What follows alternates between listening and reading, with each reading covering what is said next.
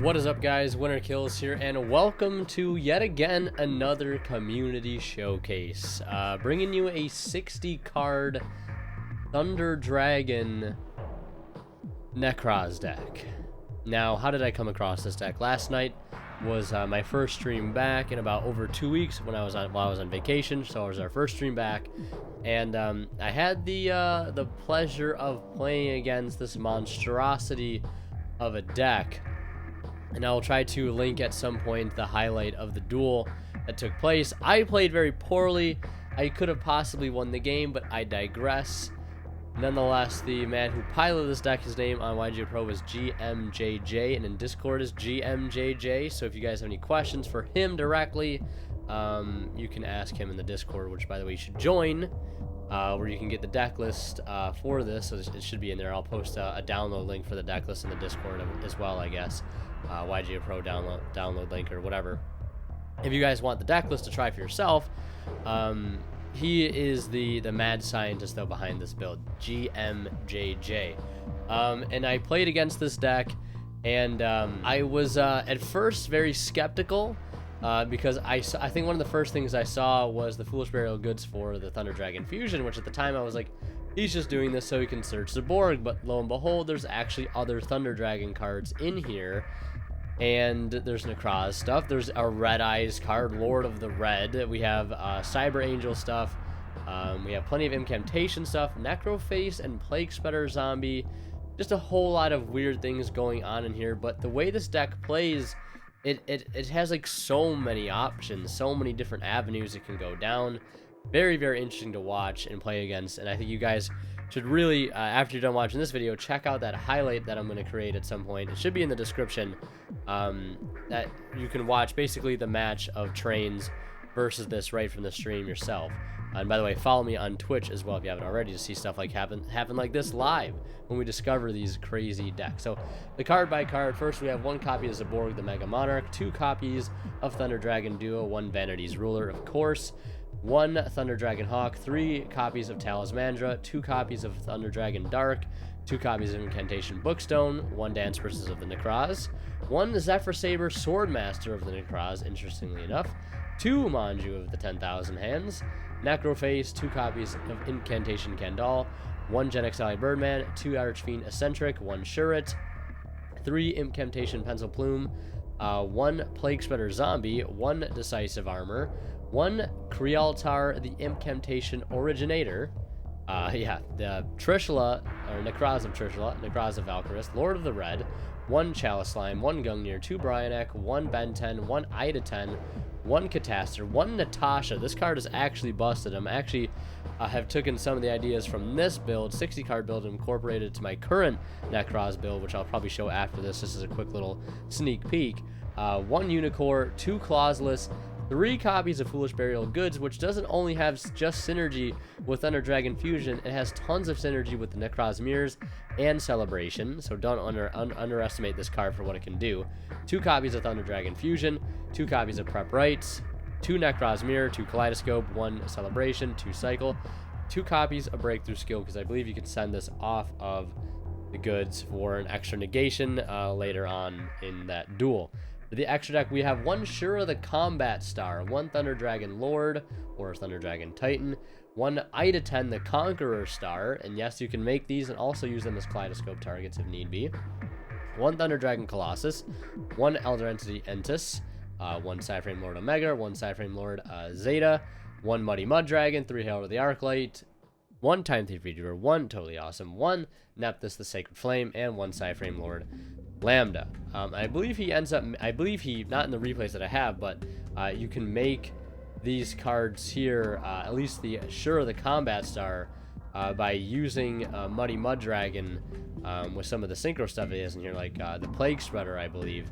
Make this card and then declare it as Ida 10 the Conqueror Star, and then use any level 5 or higher Warrior Nekroz monster like Bryo, Trish, all those cards can be used to make that summon possible. I don't know how often it comes up, but it does, I guess, and it's a really cool take on the deck. Now we're going to go into the replays here, where we have our first replay. We'll show the Cyber Dragon replay, and I believe the Cyber Dragon player goes first.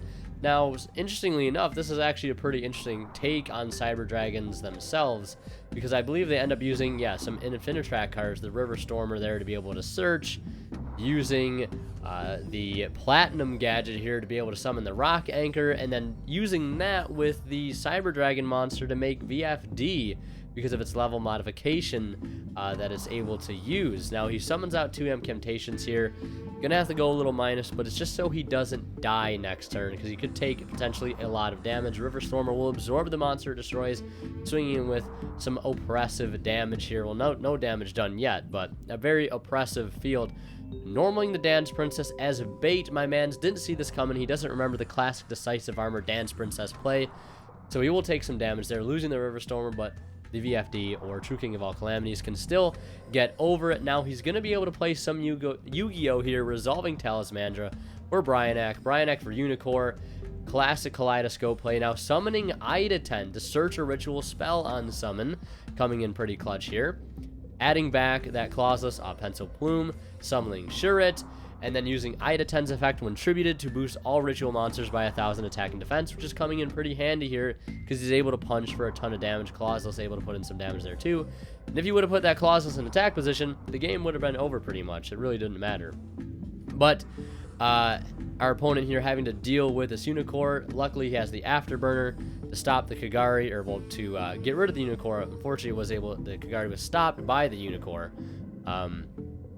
But he forgets about the Clauseless effect and basically runs into that 3,300 defense, and there's nothing he can do about it. So he takes plenty of damage there, and that will be game. Now, the other replay I have here is versus Orcus. This is sort of New Age Orcus. This build of Orcus this man is playing is, I don't know, it feels a bit unfinished. I don't really know where my build of Orcus stands at the moment. I think making Bomber Dragon setups with like Dingirsu could be pretty powerful, because if you Bomber Dragon, you can protect your stuff with your Dingirsu and sort of not have to worry about that huge drawback. But then again, I don't know. I still have yet to put in a lot of testing with my Orcus deck. But ending on Longirsu with the Dingirsu setup, not a totally terrible setup here. Resolving the Thunder Dragon Dark to add another copy of itself, and using the Incantations here to grab some more cards, using the Foolish Burial Goods to send that Thunder Dragon Fusion for use possibly next turn. Going to resolve Trish here, banishing 3 cards. The Dingirsu will go off, unfortunately, sending that Trish to the graveyard. Going to have to set some cards and pass it back to our opponent. Hopefully we don't get OTK'd here. That would be pretty unfortunate. Going for a second Dingirsu. That will get Breakthrough skilled. He's going to waste the Climax there. Interestingly enough, going for a Nightmare Phoenix, discarding that to summon that. I don't know where my mans was going with this play. He could have probably done a lot more damage had he attacked earlier on. I don't really know what his goal was there, but going in for a Custrion, Monster Reborning back the Longirsu, so still ending on at least a pretty decent field, but has no cards left to work with now. And gonna banish the Thunder Dragon Fusion here to search the Avian. Avian gonna pitch itself, I believe, for another Thunder Dragon card from grave to go into Colossus now to add Duo, summoning Duo by banishing one of the Incantations. I believe maybe 2 Incantations because they're light and dark, so it fits pretty well with the Chaos strategy. Swinging for some damage here, and our opponent gonna have to worry about dealing with this Colossus. Going into Wee Witch, summoning out the Orchestrion. Gonna recycle 3 to drop anything that is co-linked or linked in general to 0, negate its effects. He tries to swing over Valk, coming in clutch here to protect him from any battle phase shenanigans. Going to use Thunder Dragon Fusion again to search another Duo.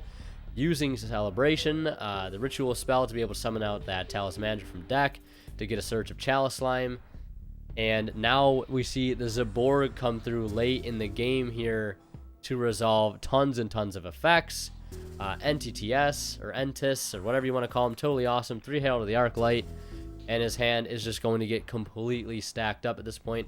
He will get a Wee Witch to add back Dingirsu, but it really doesn't matter. Using Zeta and Omega in the graveyard, as you saw he was playing those earlier in the card by card.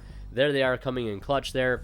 Going for Natasha. Now, the thing about Cyber Angel Natasha is it has a really, really potent effect, which I believe we'll see here momentarily. Going to use the recycle effects, going into Nephthys, the Sacred Flame, and then using Natasha's Graveyard effect to banish another incantation in the grave to take control of a monster your opponent controls and special summon it. So he's able to steal his opponent's Orchestrion just like that. I really wouldn't think there'd be anything ritual-wise that, you know, that would make a field like this. It's just a very weird field. He stole his Orchestrion, and keep in mind this Natasha effect is permanent. The monster that you take is permanent and also has the ability to basically target any face-up monster you control and gain life points equal to half its attack. So that can come up pretty handy.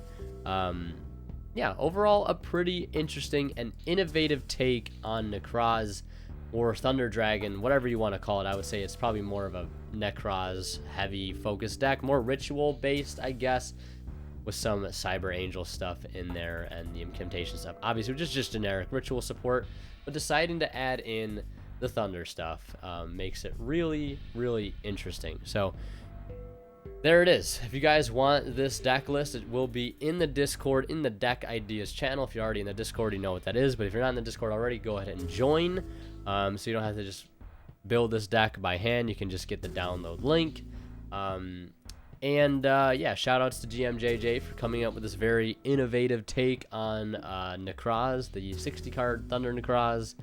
And also check the description for that highlight of the match I played, Shadal Trains, the new Shadal Trains deck, which we just recently profiled, versus this deck. You guys don't want to miss that. It was a very interesting match that I could have won, but I digress. A pretty cool match nonetheless. So yeah, that's going to be it for this video. Hope you guys enjoyed. Like I said, join Discord, follow me on Twitch. Check out Imperium Duelist down in the description below.